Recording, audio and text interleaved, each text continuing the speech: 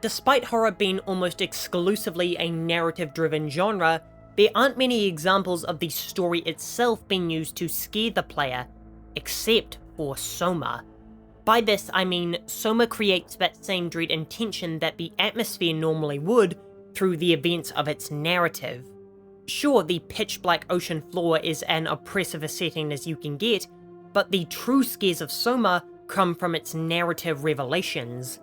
Usually, horror games use enemies to create terrifying moments, where the threat of being overwhelmed gives the player genuine fear, and while SOMA has enemies that can kill you, they're about as scary as the boos from Mario, so they never break or add to the tension, they're just kinda there.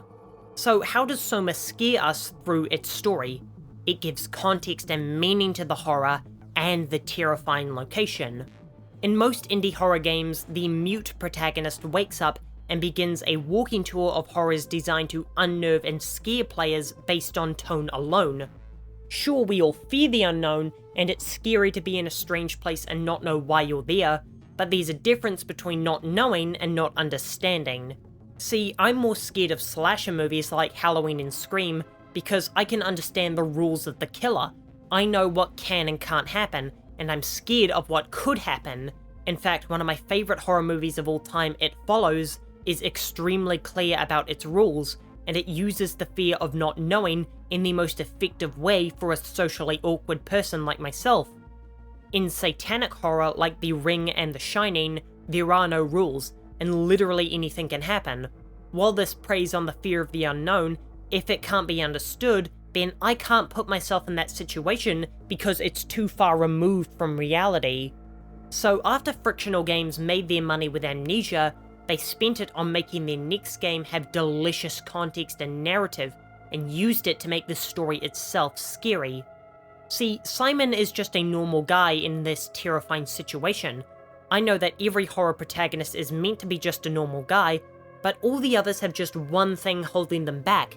They are dumber than someone who spends money on free-to-play games. Simon didn't do anything stupid like go camping on Murder Peak or explore an abandoned building. He went in for an experiment, and the next thing he knew, he was a cyborg 500 feet below sea level. By not making the critical mistake of making me hate the main character and wish they would die so that humanity's collective gene pool would improve, Frictional Games actually made me care about my character. This means that when unfortunate things happen to him, I feel empathy for him, because he didn't do anything stupid or awful to deserve this.